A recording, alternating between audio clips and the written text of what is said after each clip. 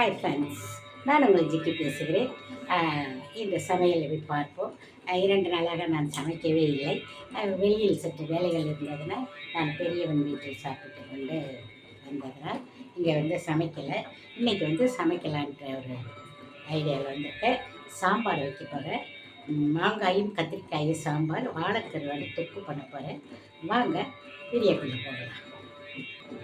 Friends, stove பற்ற வச்சுக்கோங்க. Stove பற்ற வச்சுட்டேன். பாருங்கள், பருப்பு நான் முன்னாடியே வேக வச்சுட்டேன். இப்போ நம்ம வந்து இந்த எண்ணெயை ஊற்றிக்கணுமா சாம்பாருக்கு. முட்டை வேகுது பாருங்கள், பக்கத்தில் தெரியுதா என்னன்னு தெரியல உங்களுக்கு. சாம்பாருக்கு உண்டு ரெடி பண்ணிவிடுவோம். சாம்பாரை தாளிப்போம். பாருங்கள், வெங்காயம் தக்காளி வெட்டி வச்சுருக்கேன், தெரியுதா? பாருங்கள், கத்திரிக்காய், மாங்காய், கருவேப்பிலை எல்லாம் போட்டு சாம்பார் இன்னைக்கு. முட்டை அடுப்பில் இருக்குது, இந்த காமிக்கிற சாதம் எப்பவும் போல் ரைஸ் குக்கரில் வேகுது. முட்டை பாருங்கள், தெரியுதா உங்களுக்கு? கொண்டு வந்திருக்கேன், தெரியுதா? முட்டை வேகுது. அடுத்து வந்து வாழைக்கருவாடு தொக்கு பண்ண போகிறேன். எல்லாம் ரெடியாக இருக்குது. நம்ம இப்போ அடுத்தடுத்து ஒன்று ஒன்றா இந்த வேலைகளை பண்ணிவிடுவோம், சரியா? இப்போ வந்து சாம்பார் வந்து எண்ணெய் காஞ்சதும் நம்ம கடுகு போட்டுற வேண்டியதான். நல்லா படப்படன்னு பொரிஞ்சு வந்தோடனே காயை போட்டு வெங்காயம் தக்காளி போட்டு நம்ம வந்து சாம்பாரை தாளிச்சிடுவோம், சரியா?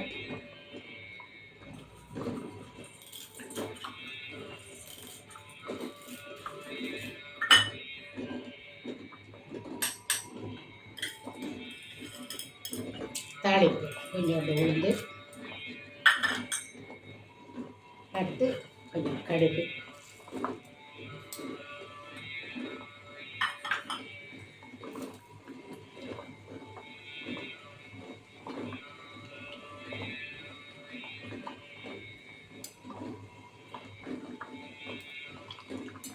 கடுகு பொரியட்டும். எப்போவுமே கடுகு பொரிஞ்சதுக்கப்புறம் தான் எதை போட்டாலும் தாளிக்கிற வெந்தயமோ கடுகோ ஜீரகமோ படப்படன்னு பொரிஞ்சிடணும். அப்போ தான் அதோட ஃப்ளேவர் வாசம் வெளியில் வரும். அப்போது நமக்கு மனம் கொடுக்கும். கடுகு பொரிய ஆரம்பிச்சிருச்சு.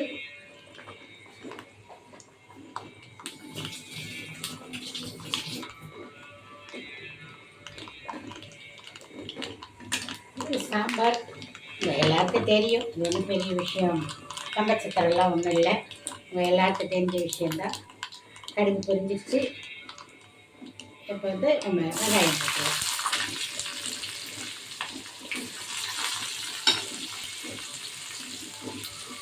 கருவேப்பிலையை போட்டுருவோம்.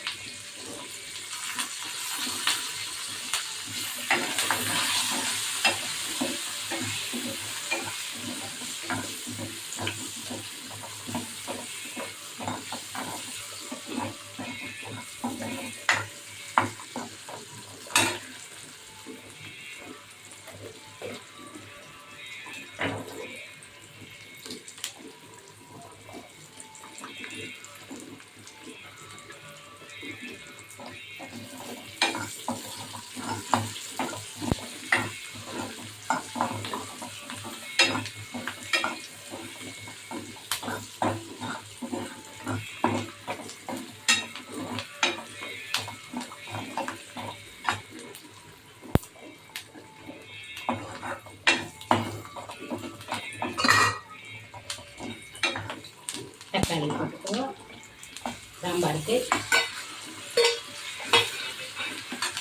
அது சிறிதளவு உப்பு போட்டுக்குவோம். என்ன, உப்பு போட்டால் சீக்கிரம் வதங்கிடுவோம் அப்படின்னு சொல்கிறாங்க. அதனால் அந்த உப்பையும் போட்டுக்குவோம், சீக்கிரம் வதங்கிடும். நான் மஞ்சத்தூள் போடலைல, நான் பருப்பில் போட்டுருக்கேன், அதனால் மஞ்சத்தூள் போடலை.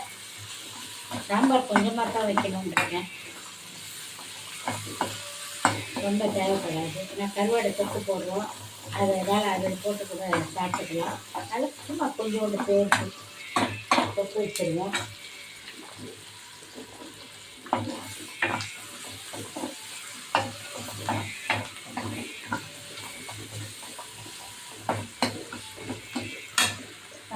நெக்ஸ்ட் வந்து காயை போட்டுருவோம். அதில் எனக்கு தெரிஞ்சு இவ்வளோ வெங்காயம் தக்காளி தேவையில்லை சாம்பாருக்கு. அதனால் கொஞ்சம் அள்ளி வச்சுருவேன். ஏன்னா கொஞ்சமாக தான் சாம்பார் வைக்க போகிறேன். அது ஒன்றும் தப்பு இல்லை, அள்ளி தொக்கில் போட்டுடலாம், நம்ம கருவாடு தொக்குக்கு போட்டுக்கலாம். அதனால் அது கொஞ்சோண்டு நான் அள்ளி வச்சிடுறேன். பாருங்கள், இந்த தட்டில் அள்ளிட்டு அது நம்ம கருவாடு தொக்குக்கு யூஸ் பண்ணிக்கலாம். பாருங்கள், தக்காளியும் இதையும் கொஞ்சம் அள்ளிட்டேன். இது போதும், சாம்பார் அதிகமாகிடுச்சு. அதனால் நான் கொஞ்சம் சாம்பார் நிறையா வைக்க பரவாயில்ல, நான் கொஞ்சமாக தான் வைக்கிற ஐடியாவில் இருக்கேன். அதனால் இதை நம்ம இதில் வச்சு வச்சுட்டு அதை இதுக்கு யூஸ் பண்ணிக்கலாம், தொக்குக்கு.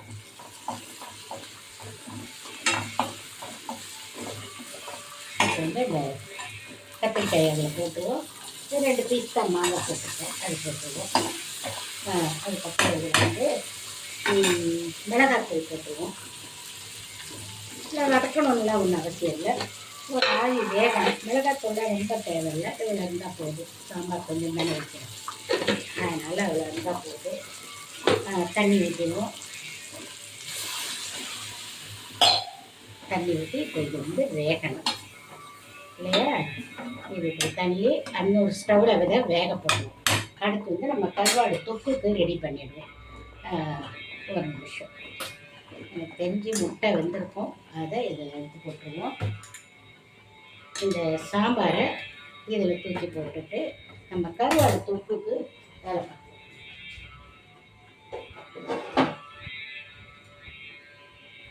கருவாடு தொக்குக்கு இந்த பாத்திரத்தை நம்ம வச்சுட்டோம் இல்லையா? இதில் இப்போ நம்ம எண்ணெய் ஊற்றிக்கிறோம். சாம்பார் உங்களுக்கு தெரியாது, அது அதில் வேகட்டும்.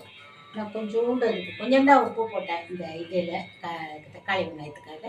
அதனால இதை பாருங்கள், கொஞ்சோண்டு உப்பு சாம்பாருக்கு போட்டுக்கிறேன், அவ்வளோதான். அது வேகட்டும். நம்ம அதுக்குள்ளே இந்த கருவாடு தொக்குக்கு அரேஞ்ச் பண்ணிக்கிறோம். என்ன பண்ணணும், பதிலாக எண்ணெய் ஊற்றிடுவோம்.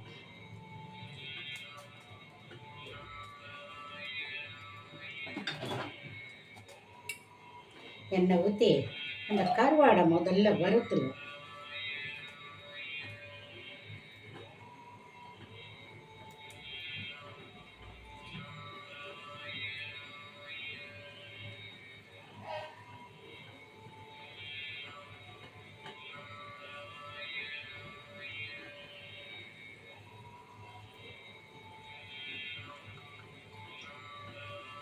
கருவாடு வந்து நம்ம வறுக்கணும், அதுக்காக எண்ணெய் கூட ஊற்றிருக்கேன். அது வேகட்டும். சாம்பாரை ஒரு தடவை அப்படி ஒரு கிண்டிடுவோம்.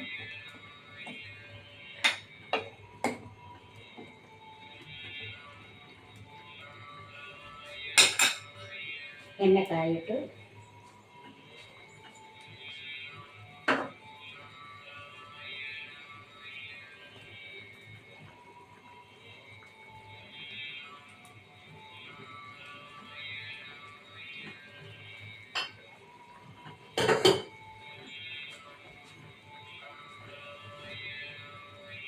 எண்ணெய் காய்க்கட்டும். எண்ணெய் காய்ஞ்சதுக்கப்புறம் நம்ம இந்த கருவாடை அதில் போட்டு வறுத்து தனியாக எடுத்து வச்சுக்குவோம். வாழைக்கருவாடை, கத்திரிக்காய் வேகட்டும்.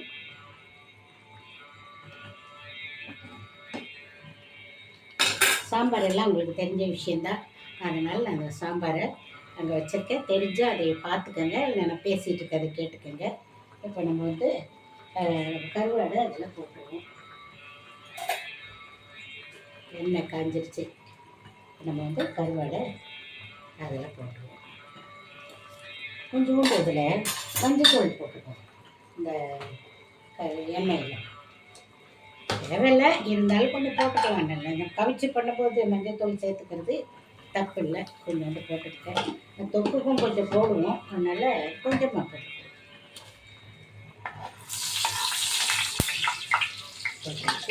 கருவாடையில் எடுத்து வச்சுருவோம்.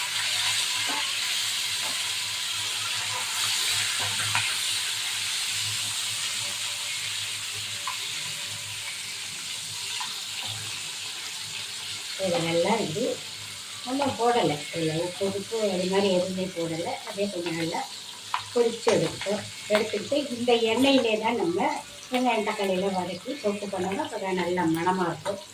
அதனால் அது நல்லா இதாகட்டும். சாம்பார் பார்ப்போம். நம்ம சாம்பார் காய் வேகுது, கொஞ்சம் ஒரு ஆவி இருந்தால் நம்ம அடுத்து பருப்பு கலந்துடலாம் அதில்.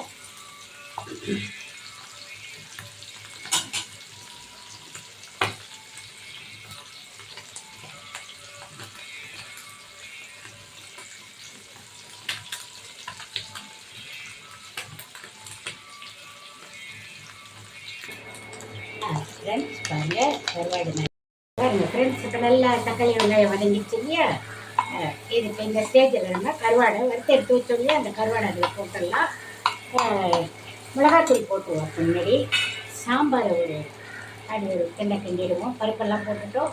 சாம்பார் ஆல்ரெடி ரெடி ஆகிடுச்சு. நான் கொஞ்சம் போட்டு நம்ம பிள்ளைக்கு மிளகாத்தூள் போட்டுருவோம்.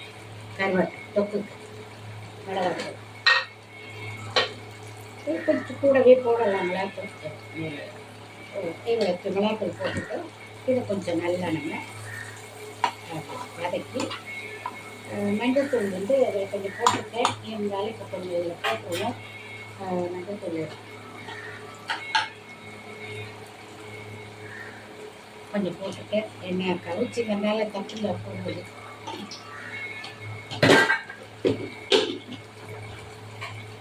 இப்போ இதை நம்ம நல்லா இப்படி கிண்டிடுவோம். சரியா? பாருங்கள் எப்படி இருக்குன்னு. நல்லா தண்ணி அப்படி எடுத்து வச்சுட்டு கொஞ்சோண்டு தண்ணி ஊற்றிக்கலாம். நான் கொஞ்சோண்டு உப்பு போட்டேன் இதில். ஏன்னா கருவாடு இந்த தொக்குக்கு வேண்டிய உப்பு மட்டும் போட்டுக்குவோம். ஏன்னா கருவாடில் உப்பு இருக்கும். அதனால் இதுக்கு வேண்டிய உப்பு மட்டும் நான் இதில் போட்டுட்டேன். பாருங்க ஒரு மாதிரி நெய்யாக வந்துடுச்சு இல்லையா? அது நல்லா கொஞ்சம் அப்படி கொதிக்கட்டும். அதுக்குள்ளே சாம்பார் நம்ம பார்ப்போம். பாருங்கள் சாம்பார் நல்லா கொதிச்சிச்சு. இப்போ இந்த சாம்பாரில் நான் சொல்லுவது உங்களுக்கு கொத்தமல்லி பொடி போட்டு கொஞ்சம் பெருங்காயம் போட்டு இறக்கணும்னா நல்லா வாசமாக இருக்கும்னு பாருங்கள். இதில் ஒரு கொத்தமல்லி பொடி கொஞ்சோண்டு போட்டுருவேன். சாம்பாரில் கொஞ்சம் பெருங்காயமும் போட்டுருவேன். போட்டுட்டோம்னா நல்ல மணமாக இருக்கும் சாம்பார். பாருங்கள் பெருங்காயம் போட பாருங்கள் சாம்பாருக்கு இறக்கும்போது இப்படி போட்டோம்னா போட்டு கருவேப்பிலை அப்படி எதையாவது நம்ம பச்சை கருவேப்பிலை இருந்தால் மேலே அப்படியே தூவி விட்டுட்டா இப்போ நமக்கு சாம்பார் ரெடி ஆகிடுச்சு. ஒரு கொதி கொதிச்சா போதும் சாம்பார் இல்லையா? பாருங்கள் சாம்பார் ரெடி. ஒரு கொதி கொதிக்கிட்டு நம்ம இறக்கலாம். அதுக்குள்ளே இந்த கருவாடு பக்கம் பார்க்கலாம். எப்படி இருக்கு பாருங்கள். இப்போ இந்த மிளகாய் பொடி போட்டோம் இல்லையா? இதில் நம்ம இந்த கருவாடு பக்கம் இப்படி போட்டு வச்சிடும். போட்டு பார்த்தீங்களா எப்படி இருக்குன்னு? அதை போட்டு நல்லா நம்ம இந்த கருவாடு இப்படி போட்டு பெரட்டி கொஞ்சம் நேரம் இது அப்படியே கொஞ்சம் நேரம் வேகணும். இந்த கருவாடியில் போட்டு இல்லையா? அந்த கருவாடை அப்படியே நல்லா கொஞ்சம் நேரம் வேகப்படுது. அப்படியே கொஞ்சம் கொஞ்சம் முறுமுறுப்பாக இருக்கும் இல்லையா? அது இதில் கொஞ்சம் நேரம் இப்படி வெந்தால் நல்லாயிருக்கும் சாப்பிட. இப்போ கொஞ்சம் கூட தண்ணி ஊற்றிக்கலாம் நம்ம கொஞ்சம் அந்த கருவாடு வேகிறதுக்காக.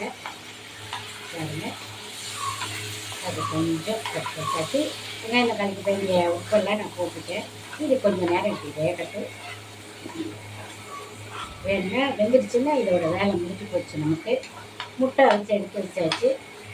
இன்றைக்கி சமையல் அதுதான். சாம்பாரும் கிட்டத்தட்ட முடிய போகுது. பாருங்கள் சாம்பாரையும் முடிச்சாச்சு. இதெல்லாம் போட்டுட்டு சாம்பார் நம்ம தாளிச்சிட்டோம். ஏற்கனவே நான் சாம்பார் தாளிச்சாச்சு. அதில் பெருங்காயம் இதெல்லாம் போட்டுட்டேன். எப்படி இருக்கு பாருங்கள் சாம்பார். அவ்வளோதான், ஃபினிஷ். சாம்பார் முடிச்சு போச்சு. இதை நம்ம இறக்கி வச்சிட வேண்டியதான். சாம்பார் தூள் தான் வச்சுருக்கேன். ஸ்டவ் பண்ணி வச்சுருவோம். சாம்பார் ஸ்டவ்வில் இது அவ்வளோதான். இந்த பரட்டி இது கொஞ்சம் நல்லா வேகட்டும். இது வெந்த உடனே நம்ம இதை எடுத்து கொஞ்சம் நேரம் வேகணும். அது வேகட்டும். அது வேகட்டும். பாருங்கள் ஃப்ரெண்ட்ஸ் கருவாடு இறக்க போகிறோம். முடிந்து விட்டது கருவாடு. அவ்வளோதான். எப்படி எடுத்துக்கிட்டீங்களா கருவாடு? அவ்வளோதான். சாம்பார் கருவாடு பண்ணியாச்சு. நான் ஸ்டவ் அணைச்சிட்றேன். இப்போ அடுத்து சாப்பிடும்போது நான் உங்களுக்கு ஓகே பாய்.